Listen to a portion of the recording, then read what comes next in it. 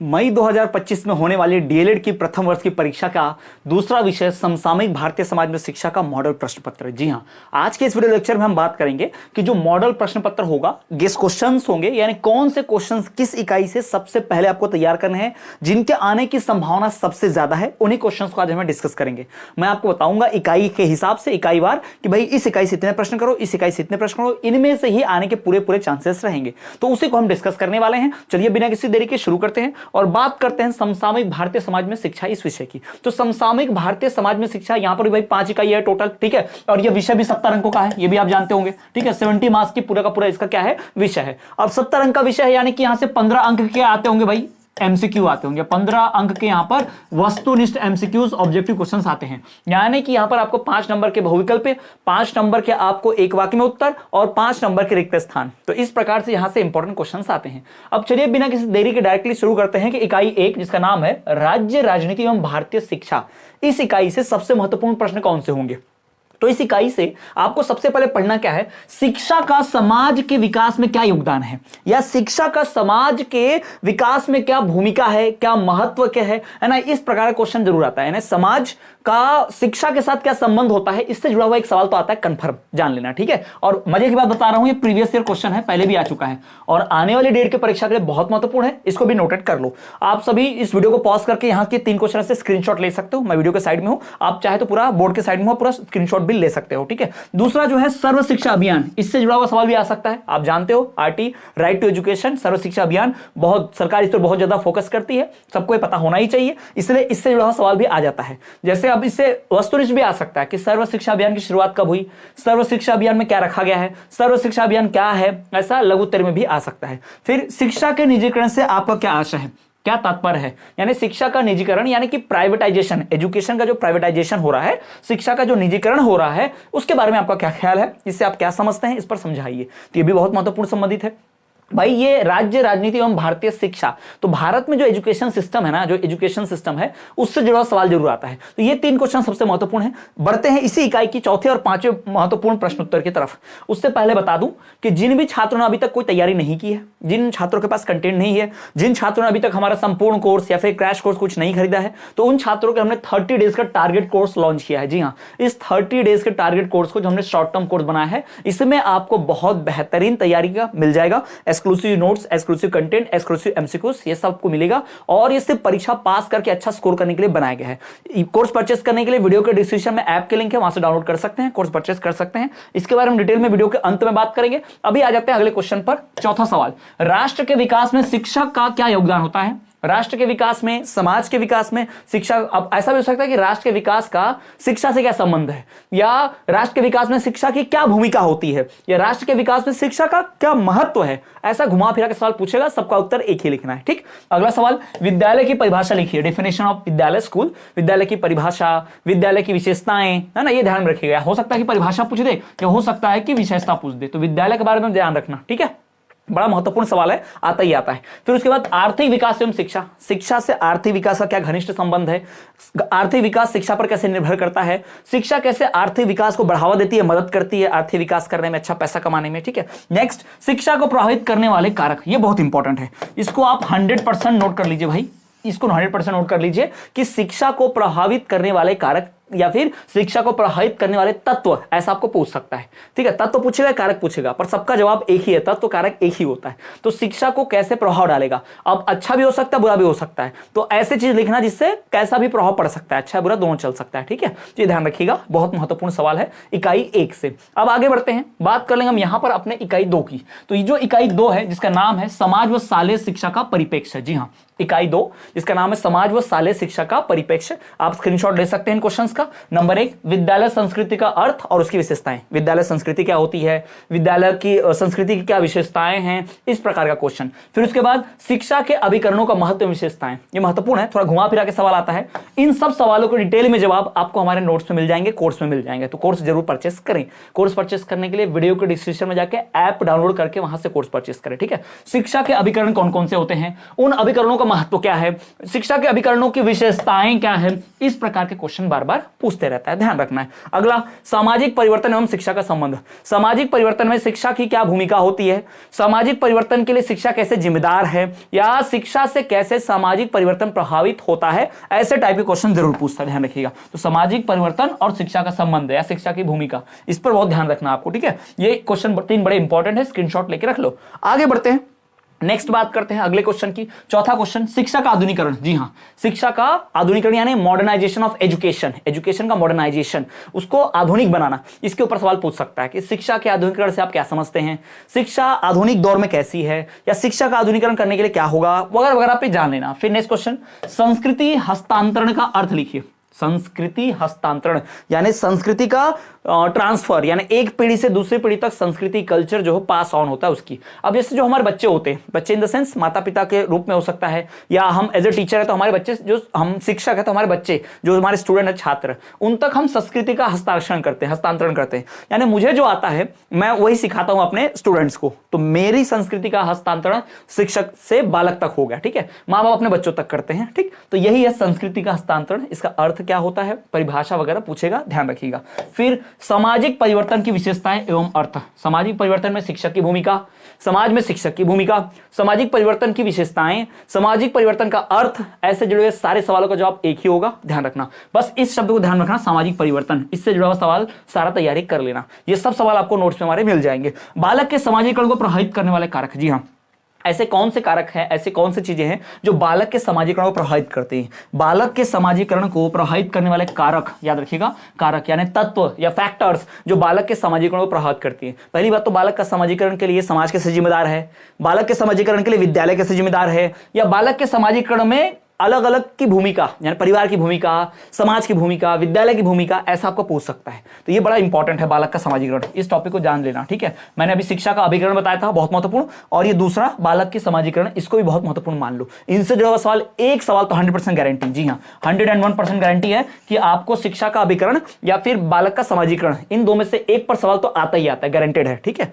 चलिए तो आगे बढ़े और बात करें इकाई 3 की। इकाई 1 और 2 के महत्वपूर्ण प्रश्न हो गए, अब इकाई 3 की। तो इकाई 3 भी हमारे 15 अंक की है, ठीक है। इकाई 1 15 अंक, इकाई 2 15 अंक, इकाई 3 15 अंक, इकाई 4 15 अंक, 15 15 15 ऐसे करके कितना हो जाएगा 30 अंक, और इकाई 5वीं जो है वो 10 अंक की है। तो इस तरह से 70 अंक का पेपर हो जाता है। इकाई 3 की बात करें, इकाई 3 जिसका नाम है भारतीय संविधान एवं शिक्षा। अब आप समझ गए होंगे यहां सब कुछ भारत के संविधान के बारे में होगा, या भारत के संविधान में शिक्षा से संबंधित क्या क्या चीजें रखी गई हैं उसके बारे में होगा। तो भारत का संविधान, इंडियन कॉन्स्टिट्यूशन और उससे एजुकेशन। चलिए नंबर 1, भारतीय संविधान की विशेषताएं बतलाइए। हमारे संविधान की विशेषता क्या है कि हमारा संविधान जो है धर्मनिरपेक्ष है, हमारा संविधान जो है लिखित रूप में है, हमारे संविधान में फंडामेंटल ड्यूटीज है ना, हमारे संविधान में हमें 6 जो है फंडामेंटल यानी कि मौलिक अधिकार दिए गए, फंडामेंटल राइट्स यानी मौलिक अधिकार दिए गए हैं, फंडामेंटल ड्यूटीज भी है यानी कि मौलिक कर्तव्य भी रखे गए नागरिकों के लिए, और कहेंगे कि एक नागरिकता, एकहरी नागरिकता।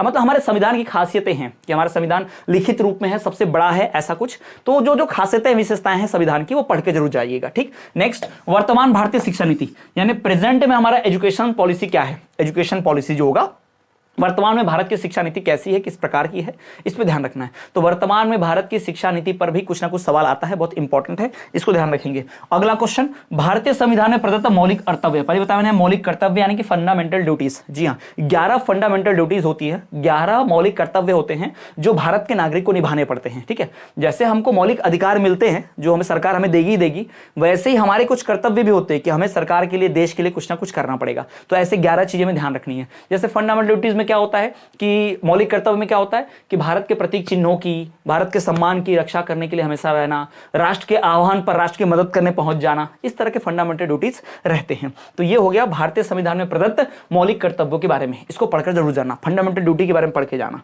ठीक। नेक्स्ट क्वेश्चन नंबर 4 जो होगा वो होगा भारतीय शिक्षा आयोग, कोठारी कमीशन। जी हाँ, कोठारी आयोग, भारतीय शिक्षा आयोग, ये सब एक ही है। इनके ऊपर शॉर्ट नोट लिखने, इनके ऊपर थ्योरी लिखने, इनके ऊपर कई सारे पॉइंट्स, इसमें ऊपर आपको जानकारी है, याद रखना। आप भारतीय शिक्षा आयोग के बारे में या फिर कोठारी कमीशन के बारे में, दोनों एक ही है। इन दोनों के बारे में एकदम पढ़कर जाओ, कब बने कमीशन और इसका अध्यक्ष कौन था, क्यों बनाया गया, इसका मकसद क्या था, इससे किया क्या क्या है, कौन कौन से इसने शिक्षा के क्षेत्र में परिवर्तन लाए हैं, ये सब कोठारी कमीशन के बारे में पढ़कर रहना, ठीक है। यहां से सवाल आता ही आता है, 100% गारंटीड है कि यहां से एक सवाल आएगा, ठीक। नेक्स्ट, भारतीय शिक्षा नीति, इसके पहले पढ़ा था भारतीय वर्तमान में शिक्षा नीति, है ना, भारतीय शिक्षा नीति वर्तमान में, वर्तमान भारतीय शिक्षा नीति, इस पे सवाल, या फिर भारत की शिक्षा नीति कैसी रही है, एजुकेशन पॉलिसी कैसे रही है, जैसे त्रिभाषा सूत्र होता है, भाषाओं का अध्ययन करना होता है, कैसे पढ़ाना होता है, ये सब चीजें इसमें आती हैं, ये पढ़ लीजिएगा सवाल, ठीक है। नेक्स्ट, राष्ट्रीय शिक्षा नीति या फिर समानता का अधिकार, ये सवाल दो में से कोई एक पर ध्यान दीजिएगा, खासकर मैं कहूंगा समानता का अधिकार, क्योंकि राष्ट्रीय शिक्षा नीति, भारतीय शिक्षा नीति, इस पर तो आप पढ़ ही रहे ऑलरेडी, है ना, तैयारी करोगे ही, तो तैयारी का ध्यान देना इस पर, समानता का अधिकार क्या होता है, राइट टू इक्वालिटी, है ना, इसमें समानता का अधिकार, फिर धर्म का अधिकार, शिक्षा का अधिकार, है ना, संवैधानिक उपचार का अधिकार, इस प्रकार के जो अधिकार है हमारे 6 fundamental right, right to freedom, right to speech, right to equality, ये right to religion, constitutional remedies वाला है ना, ये सब जो है पढ़ के रखने का भाई, ये 6 जो हमारे अधिकार होते हैं उन 6 में से ये समानता का अधिकार बार बार आता है, धर्मनिरपेक्षता का अधिकार बार बार आता है, ध्यान रखने का, ठीक है, तो इनको जरूर करना। और लास्ट 100% गारंटी दे रहा हूं, ये 100% गारंटी दे रहा हूं, 2015, 2017 इन सब में आ चुका है, 2022 में भी आ चुका है, जी हाँ। सवाल है कस्तूरबा गांधी बालिका विद्यालय, जी हाँ, कस्तूरबा गांधी बालिका विद्यालय के बारे में बताइए, कस्तूरबा गांधी बालिका विद्यालय की स्थापना क्यों हुई, कैसे हुई, किसने किया, किस उद्देश्य से किया, अभी भारत में कस्तूरबा गांधी बालिका विद्यालय का हाल क्या है, मध्य प्रदेश में जो विद्यालय चलते हैं कस्तूरबा गांधी बालिका विद्यालय, ये हमारे देश में, उनका क्या हाल है, क्या स्टेटस है उनका, पढ़ाई लिखाई हो रही है कि ऐसे स्कूल्स बंद हो गए, इसके बारे में ध्यान रख लीजिएगा, बहुत बहुत ज्यादा महत्वपूर्ण है। अब आते हैं इकाई 4 पर, जी हाँ, यूनिट 4, इनके आप स्क्रीनशॉट लेते चलो, क्वेश्चंस के पहले बता रहा हूं, ठीक है। यूनिट 4 जिसका नाम है शिक्षा में समकालीन मुद्दे एवं सरोकार, जी हाँ, शिक्षा में समकालीन मुद्दे एवं सरोकार, ठीक। तो इसमें पहला प्रश्न लोकतंत्र के बारे में, लोकतंत्र क्या होता है, लोकतंत्र की परिभाषा, लोकतंत्र का प्रिंसिपल यानी सिद्धांत, लोकतंत्र का शिक्षा से संबंध यानी डेमोक्रेसी के बारे में, लोकतंत्र यानी डेमोक्रेसी। फिर नेक्स्ट, उदारीकरण यानी कि लिबरलाइजेशन जिसे अंग्रेजी में कहते हैं, उदारीकरण है क्या, उदारीकरण से शिक्षा पर क्या प्रभाव पड़ता है, उदारीकरण, वैश्वीकरण, ये पढ़कर जरूर जाओ, ये टॉपिक बहुत महत्वपूर्ण है, इनसे जुड़ा हुआ एक सवाल आना है, याद रखिएगा, 100% गारंटेड बता दे रहा हूं, इनसे जुड़ा हुआ सवाल या तो थ्योरी में आएगा या एमसीक्यू में आएगा, बट आएगा जरूर, गारंटेड है, या तो वस्तुनिष्ठ में पूछ ले या फिर प्रश्नोत्तर में थ्योरी में पूछ ले। तो उदारीकरण और वैश्वीकरण बहुत बहुत महत्वपूर्ण टॉपिक है, इनको पढ़कर जाइएगा, ठीक है। तो उदारीकरण क्या होता है, वैश्वीकरण क्या होता है, इसके ऊपर पूरा डिटेल में विस्तार में वीडियोस बनाए हैं, प्लीज चेक करेंगे, नोट्स में इसका बाकायदा कैसे इसका उत्तर लिखना है ये भी बता रखा है, ध्यान रखेंगे। तो उदारीकरण हो गया, वैश्वीकरण हो गया। अब इसके बाद आगे बढ़ते हैं। अगला सवाल है बालिका शिक्षा से आप क्या समझते हैं, यानी गर्ल चाइल्ड एजुकेशन जो होता है, बालिका शिक्षा, इससे आप क्या समझते हैं, इसके बारे में बताइए, क्या क्या किया गया है, क्यों जरूरी है, कैसे शुरुआत हुई, वगैरह वगैरह। फिर भारतीय लोकतंत्र में शिक्षा का उद्देश्य, इंडियन डेमोक्रेसी में एम ऑफ एजुकेशन, यानी कि हमारे डेमोक्रेसी, हमारा देश लोकतांत्रिक देश है, तो हमारे इस लोकतांत्रिक देश में जब शिक्षा के बारे में पढ़ाते हैं तो उस शिक्षा का उद्देश्य क्या होता है, बच्चों को जो एजुकेशन दी जाती है उस एजुकेशन का मेन मकसद क्या है, ये सवाल भी आपको पूछ सकता है। और क्या, कोठारी कमीशन द्वारा शिक्षा के उपाय, इसके पहले हमने भारतीय शिक्षा आयोग या फिर कोठारी कमीशन की बात की थी, कोठारी आयोग की, तो कोठारी कमीशन है क्या, इसके द्वारा शिक्षा के क्या उपाय किए गए थे, यानी इस कमीशन के द्वारा शिक्षा में क्या क्या बदलाव किए गए थे, भारत के शिक्षा तंत्र में, एजुकेशन सिस्टम में क्या क्या बदलाव किया गया था, ये जरूर पढ़ना। फिर नेक्स्ट 7वां ऑपरेशन ब्लैक बोर्ड, जी हाँ, स्टार मार्क कर लो इसको, बहुत महत्वपूर्ण है, ठीक है, 2 स्टार मार्क कर लो भाई। तो ये ऑपरेशन ब्लैक बोर्ड है क्या एक्चुअल में, वैसे मध्य प्रदेश में स्टार्ट हुआ था, बड़ा इंपॉर्टेंट था, ध्यान रखना इसका, ऑपरेशन ब्लैक बोर्ड है क्या, क्या होता है इसमें, कैसे कैसे बच्चों के लिए ये उनकी स्कूली शिक्षा को सुधारने वगैरह के लिए, ठीक। अब लास्ट इकाई, अंतिम इकाई, इकाई 5, जिसका नाम है सामाजिक बदलावकर्ता के रूप में शिक्षक, यानी एज ए टीचर, एक टीचर कैसे समाज को बदलता है, सामाजिक बदलावकर्ता के रूप में शिक्षक, एक शिक्षक कैसे समाज को बदल देता है, कैसे उसको चेंज कर देता है, उसकी बात यहां करेंगे। नंबर 1, अध्यापक के रूप में शिक्षक का कर्तव्य क्या होता है, अध्यापक के रूप में यानी कि एक टीचर के रूप में शिक्षक के क्या कर्तव्य होते हैं, क्या क्या दायित्व होते हैं, इससे जुड़ा हुआ सवाल भी पूछ सकता है। फिर सामाजिक परिवर्तन की परिभाषा बताइए भाई, सोशल चेंज, सामाजिक परिवर्तन किसे कहते हैं, सामाजिक परिवर्तन कैसे होता है, सामाजिक परिवर्तन के कारक क्या होते हैं, और कौन सी ऐसी चीजें होती है जिसकी वजह से सामाजिक परिवर्तन होता है, इन सब टॉपिक्स को पढ़कर जाना। और समुदाय किसे कहते हैं, समुदाय की विशेषता, समुदाय का योगदान, है ना, ये पढ़कर जरूर जाना, क्योंकि समुदाय से संबंधित आपको कुछ भी ध्यान रखना है, ठीक है, ऐसा नहीं कि एक ही चीज आएगा, परिभाषा, फिर योगदान, है ना, योगदान क्या होता है समुदाय का, समुदाय मतलब सोसाइटी, ग्रुप, गैंग जो रहती है ना बच्चों की, तो उसका क्या भूमिका है, उसकी परिभाषा लिखिए, उसकी भूमिका, उसका योगदान, ये सब बताना है। तो समुदाय के ऊपर भी सवाल आ सकता है, बहुत बहुत महत्वपूर्ण है। अपने अंतिम क्वेश्चन की तरफ बढ़े इस इकाई के, तो अंतिम चौथा क्वेश्चन है यहाँ पर, समुदाय व समाज में अंतर, समुदाय, सोसाइटी और जो हमारा ग्रुप होता है बच्चों का, जो समिति होती है उसके बीच अंतर, ठीक है, समाज और समुदाय के बीच अंतर।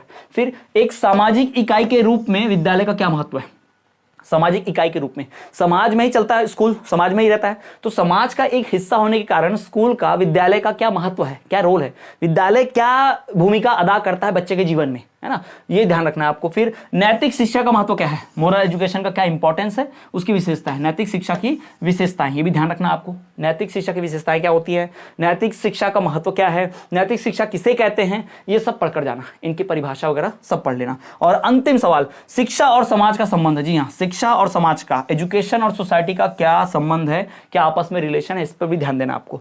तो शिक्षा और समाज का क्या संबंध हो सकता है, क्या संबंध होता है, इस पर भी पढ़कर जाइएगा, बहुत बहुत महत्वपूर्ण है। ये सारे क्वेश्चन जो आप देख रहे हो, ये आने वाले डीएलएड की 2025 की मई में होने वाली परीक्षा के लिए सबसे ज्यादा जरूरी है। ये क्वेश्चन सबसे पहले करना। समसामयिक भारतीय समाज में शिक्षा, इस विषय की तैयारी कर रहे हो तो इन सवालों को सबसे पहले बनाना, इन सवालों को सबसे पहले सॉल्व करना। क्लियर?